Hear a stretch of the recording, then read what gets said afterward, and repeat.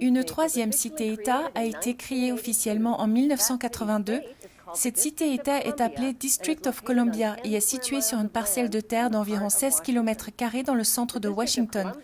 Le district de Columbia a son propre drapeau et a sa propre constitution. Même si elles sont géographiquement séparées, les cités-États comme celle de Londres, du Vatican et District of Columbia sont un seul empire imbriqué appelé l'Empire de la Ville. Le drapeau du District of Columbia a 3 étoiles rouges, un pour chaque ville de l'Empire de la Ville. Cet empire entrepreneurial des 3 cités-États contrôle le monde, économiquement à travers la City de Londres, militairement à travers le District of Columbia et spirituellement à travers le Vatican.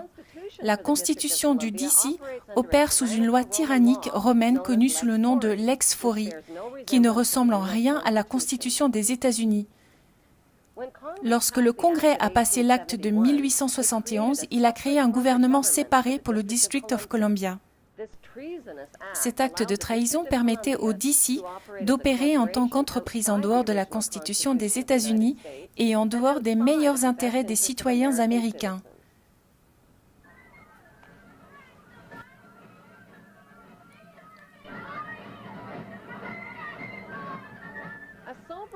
Une sérieuse étude des traités et des chartes signés entre la Grande-Bretagne et les États-Unis d'Amérique expose une vérité choquante. Les États-Unis ont toujours été et sont toujours une colonie de la couronne britannique. Le roi Jacques Ier fut célèbre non seulement pour avoir changé la Bible vers sa version personnelle, mais aussi pour avoir signé la première charte de Virginie en 1606. Cette charte garantissait aux ancêtres britanniques une autorisation pour s'installer et coloniser l'Amérique. Cette charte garantissait également que les futurs rois et reines d'Angleterre auraient une autorité souveraine sur tous les citoyens et sur toutes les terres colonisées d'Amérique, terres volées aux Indiens. Lorsque l'Amérique a déclaré son indépendance vis-à-vis de la Grande-Bretagne, le traité de 1783 fut signé. Ce traité identifiait spécifiquement le roi d'Angleterre comme le prince des États-Unis et est en contradiction avec la croyance que l'Amérique a gagné la guerre d'indépendance. Même si le roi George III d'Angleterre a laissé tomber la plupart de ses revendications sur ses colonies américaines, il a maintenu son droit de percevoir des revenus pour son projet d'entreprise de colonisation de l'Amérique. Si l'Amérique avait vraiment gagné la guerre d'indépendance, elle n'aurait jamais accepté de payer des dommages et réparations au roi d'Angleterre. Lorsque le Congrès a passé le 13e amendement de la Constitution, le président des États-Unis devenait le subalterne du roi d'Angleterre. Le 13e amendement est appelé « titre de noblesse » et interdit les présidents des États-Unis et leurs officiels d'utiliser les titres royaux tels que roi ou prince ou baron. Pour une raison inconnue, le 13e amendement ratifié en 1810 n'apparaît plus sur les documents courants de la Constitution.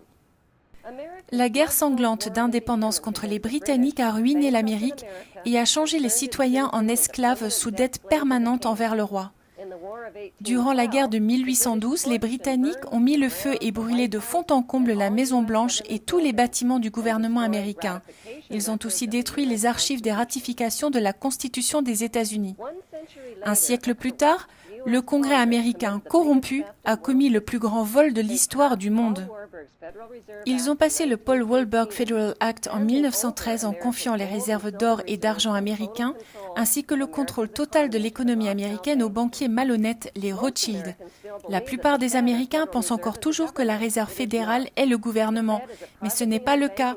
Le Fed est possédé de façon privée par un système bancaire, dont la classe majoritaire sont les Rothschild, Walberg, Conan Loeb, J.P. Morgan, Rockefeller, Israel Sif et Lehman Brothers.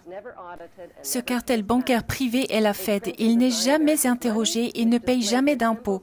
Ils impriment et dessinent l'argent américain qui représente des symboles d'une pyramide égyptienne, un œil maçonnique et les mots « Nous avons confiance en Dieu ».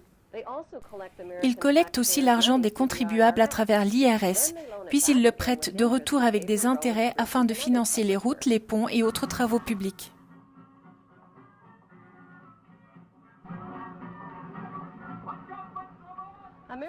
Les présidents américains sont recrutés et financés par ces groupes de pouvoir particuliers, comme par exemple George W. Bush ou John Forbes Kerry, dont les initiales sont JFK, c'est un membre de l'université de Yale et sa fraternité Skull and Bones. La première partie du nom de John Kerry informe sur son origine depuis le capitaine Robert Bennett Forbes, qui était un trafiquant de drogue dans le réseau d'opium entre les Rothschild et la Chine dans les années 1800. La plupart des citoyens américains croient que les États-Unis sont un pays et que le président est le plus puissant homme sur Terre. Les États-Unis ne sont pas un pays, c'est une entreprise et le président est le président de cette entreprise que sont les États-Unis.